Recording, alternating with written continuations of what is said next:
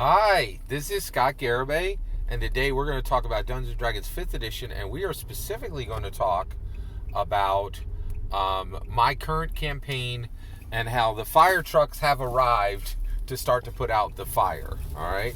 So, actually, but the house has been totally destroyed and is burnt to the ground. So they're really just making sure the fire doesn't spread to other locations. All right, so let me explain what happened.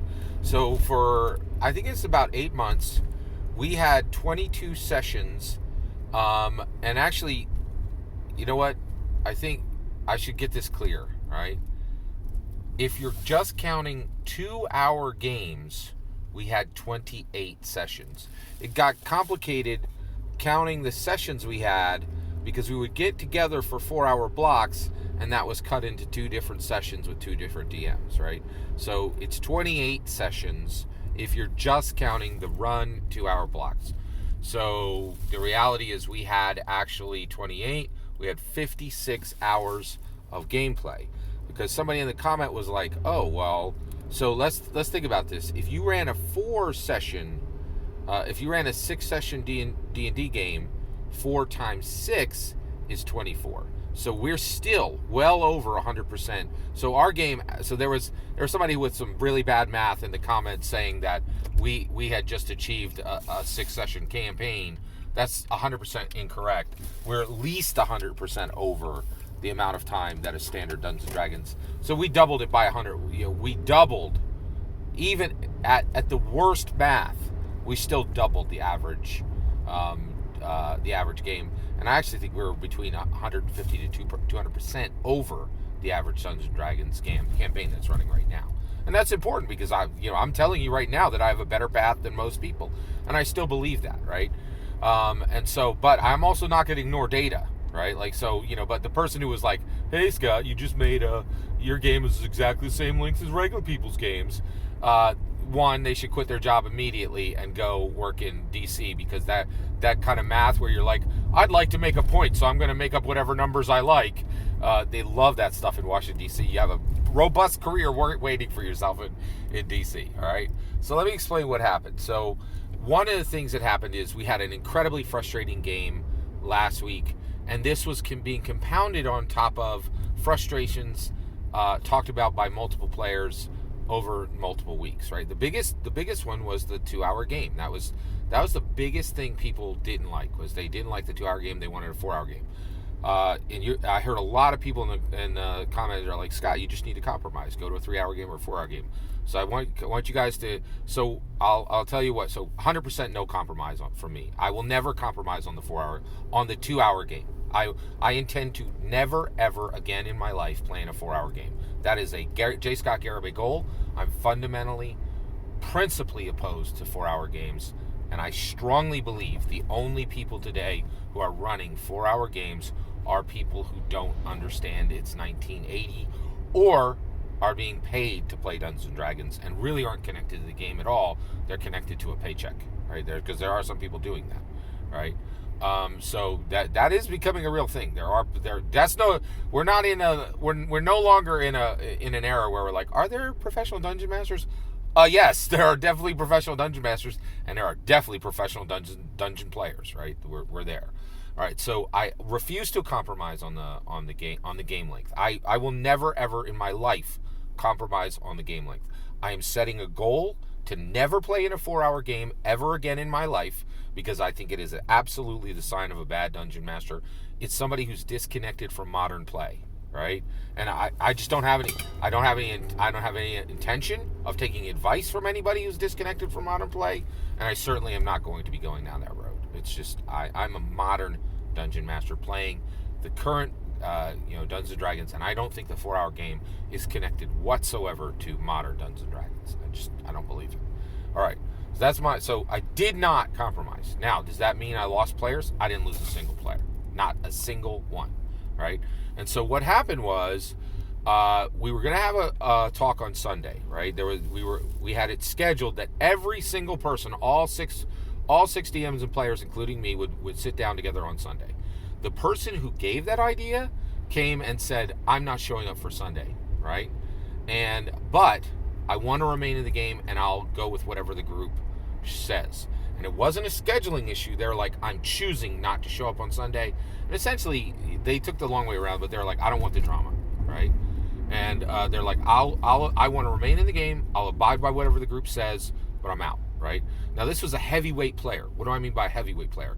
One of the things I'm learning in all this, right, is not all players count the same, right? Like, we're supposed to think, oh, all humans are equal, right? That is true that is 100% true in theory, right?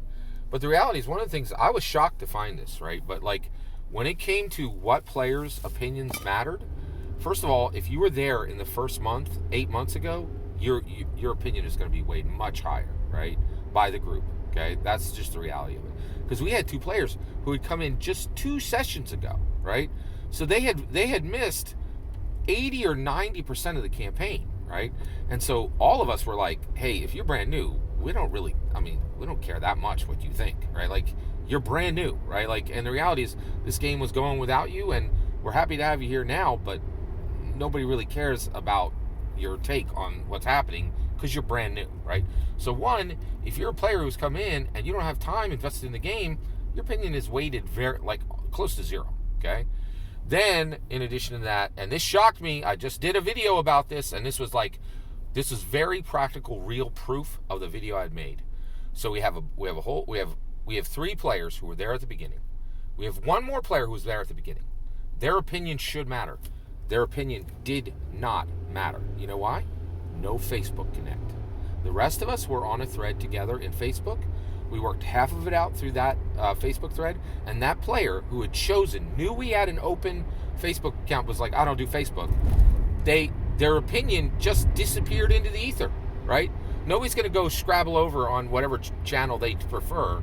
We had a shared channel that was established, right? And so the person who did not have a Facebook account and was not connected with the real-time, easy communication channel that the rest of us had, they had an opinion. Nobody cared what it was because it wasn't there, right? They had literally removed themselves from the conversation. So one thing I learned is, if you're a new player coming into an existing campaign, your opinion is going to be weighed very, very lightly. If you're an existing player and the rest of the team is communicating on a channel that you have opted out of, you are silencing yourself, and your opinion matters less, right? So basically, here's where we landed. We are moving to a new Sunday night model. We're keeping the exact same hours, 6 to 10 p.m. We're keeping the 2-hour slots because I insisted on it and gave 0 compromise, right? There are some things I refuse to compromise on, right? And I have to say, I have to be honest, it was a take it or leave it. Like, I'm like, if you guys want a 4-hour game, and I did say, I did say this out loud at one point. I'm like, if you want a 4-hour game, go find it anywhere else. I'm not down for that. I'm not here for that. I have no intention of ever supporting a 4-hour game again. Period. End of sentence. Right? So I do think principles are important. Compromise is important. I get that, right? But there are times where, like, no, the buck stops here, right? So I did not compromise. And I have to say, I was willing and ready to lose players over that, right? I didn't lose a single player, right? Like, so everybody's coming back, right? And the reason why I think that is they understand that this space is for a good, solid tabletop role-playing game. And so here's what we're doing.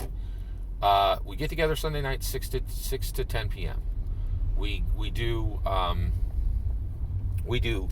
the first dungeon master run, the first game master runs, because they run in the 6 to 8 slot. Second game master runs in the 6 to 10 to the 8 to 10 p.m. slot, and they get 1 month. They get session 1, session 2, session 3, session 4, and that aligns with week 1, week 2, week 3, week 4. You get a month. You get 8 hours, 4 2-hour segments week after week after week after week, right? And you can run whatever you want, and you don't have to check with a single player to do it. You run whatever you want. You get a month, two dungeon masters in the first month, 2 dungeon masters in the second month, right? And then that's the full cycle, essentially, right?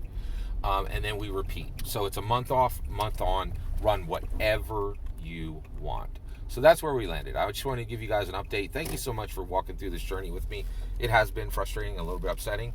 Love to hear your thoughts. Let me know in the comments below. Please consider liking, subscribing, and have a wonderful millennium.